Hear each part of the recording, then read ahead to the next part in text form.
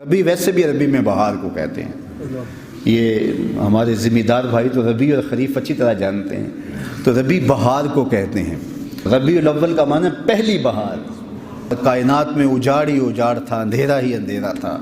جب حضور تشریف لائے تو بہاریں آ گئی، اور موسم بھی اللہ نے منتخب کیا بہار کا. جب کلیاں چٹک رہی تھی، غنچے مہک رہے تھے، کائنات میں بہار چھائی ہوئی تھی. یہ اپریل کی 20-22 کی تاریخیں ذرا دیکھیں کہ ان دنوں کے اندر کتنے پھول کھلے ہوئے ہوتے ہیں. تو یہ موسم، یہ رت تھی سہانی، پھول کھلے تھے. کہا محبوبوں کو بہاریں ہی سجتی ہیں. جب کلیاں چٹک رہیں گی، گنچے مہک رہے ہوں گے، کائنات میں بہار چھا رہی ہوگی، آپ جانے بہار بن کے آ جائیں. اور پھر جب حضور تشریف لائے، علماء نے لکھا ہے، اہل سید نے لکھا ہے کہ درختوں کے پھل اس سال زیادہ آئے جس سال حضور آئے. چشموں کے پانی بڑھ گئے جس سال حضور کی ولادت ہوئی. جو عرب کے لوگ تجارتی قافلے لے کر گئے تھے، ان کو معمول سے زیادہ نفع ہوا. اتنی بارشیں برسیں کہ سبزہ اتنا زیادہ ہوا کہ جانور اتنے موٹے تازے ہو گئے کہ لگتا تھا کہ چربی سے پھٹ جائیں گے. اس لیے اس سال کا نام انہوں نے رکھا عام الفتح، پھٹنے کا سال، کہ اتنے موٹے تازے جانور ہوئے کہیں پھٹ نہ جائے. تو وہ عام الفتح بھی اس کا نام رکھا، چونکہ سن ہجری کا آغاز تو دور فاروقی میں ہوا ہے. تو پہلے نام رکھتے تھے سالوں کا. تو اس سال کا نام عام الفیل بھی ہے، اور اس سال کا نام، ایک سال کے کئی نام مختلف واقعات کی وجہ سے وہ رکھتے تھے. تو عام الفتح بھی اسے کہتے ہیں، پھٹنے کا سال، چونکہ اس قدر جانور فربا ہو گئے تھے. اور اس کا ایک نام اور رکھا انہوں نے، سنۃ الفتح والابتہاج، فتح، کامیابی اور مسکراہٹوں کا سال. چونکہ عرب کے اکثر لوگ اپنے ہاتھوں سے اپنی بیٹیاں زندہ درگور کر دیتے تھے. اللہ تعالیٰ نے اپنے محبوب کی ولادت کے سال کسی گھر میں بیٹی پیدا نہیں کی، بیٹے ہی تقسیم کرے. کہ حضور رحمت بن کے جا رہے ہیں تو کوئی باپ اپنی بیٹی کو زندہ درگور نہ کرے. ناگہاں ساکن ہواؤں پر روانی آ گئی، اور چمن کے پتے پتے پر جوانی آ گئی.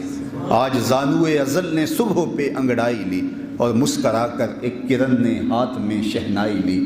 مخزن اسرار قدرت کے امی پیدا ہوئے، غل ہوا دنیا میں ختم المرسلی پیدا ہوئے.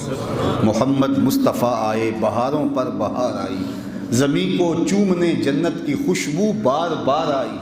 خرام ناز پایا آفتابوں نے، ستاروں نے، چٹخ گنچوں نے پائی، داغ پائے لالا زار. تو عجیب رنگ تھا، عجیب آہنگ تھا، عجیب جمال تھا. کیفیات کا کیسا جو ہے وہ نور پھیلا ہوا تھا کہ ہر سمت روشنی ہی روشنی اور اجالے ہی اجالے ہو گئے. سیدہ آمنہ سلام اللہ علیہا فرماتی ہیں، جب حضور کی ولادت کے لمحے قریب آئے تو آسمان کے ستارے میرے گھر کے اتنے قریب آ گئے کہ مجھے لگتا تھا میرے ویڑے میں گر پڑیں گے. اللہ اکبر. اور فرماتی ہیں، خرج منی نور ادا لہو قصور الشام، میرے بدن سے پھر ایک نور نکلا، اتنی روشنی پھیلی کہ یہاں مکے میں بیٹھ کے میں نے بصرے اور شام کے محلات دیکھ لیے. اس قدر اجالے پھیلے، اس قدر روشنیاں پھیلی. اور اس میں اختلاف بھی کوئی نہیں، تمام مکاتب فکر کے لوگ اس بات کو مانتے ہیں کہ حضور کی ولادت کے وقت وہ اجالا ہوا تھا کہ بصرے اور شام کے محلات دکھائی دینے لگے تھے. اس قدر انوار پھیل گئے، اس قدر روشنیاں پھیل گئیں، اور ہر سمت اجالا ہی اجالا.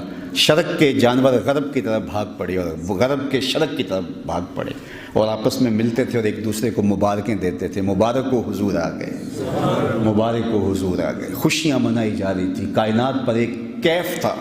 کعبہ جھوم رہا تھا، فرشتے جھوم رہے تھے، پورے تقدیس کے، رب کی ثنا کے، حمد کے گیت گا رہے تھے. کائنات درود و سلام پڑھ رہی تھی، اشجار بھی جھوم کے الفت کے ترانے گا رہی تھی. جنت سجائی جا رہی تھی، جہنم بجھائی جا رہی تھی. کائنات کے اندر ہر سمت حضور کی آمد کا غلغلہ تھا. اجالے ہی اجالے تھے، روشنیاں ہی روشنیاں تھیں، نور ہی نور تھا. تو وہ کیسا دن تھا جب کفر اور ظلمت کے اندھیرے ختم ہوئے اور نور ہی نور پھیلا. ظلم، جبر اور استعداد کی سرکوبی کی گئی، اور خیر کی قوتیں جو ہیں وہ نشو و نما پانے لگیں. اور حضور کی آمد سے وہ جو بت کعبۃ اللہ کے اندر رکھے تھے وہ اوندے گر گئے، اور کسریٰ کے محل کے 14 کنگرے گر گئے. نہر صابہ خشک ہو گئی، آتش کدہ ایران بجھ گیا، اور کائنات کے اندر ایک عجیب نور ہی نور پھیل گیا. جاء محمد جاء رسول اللہ. کیسا منظر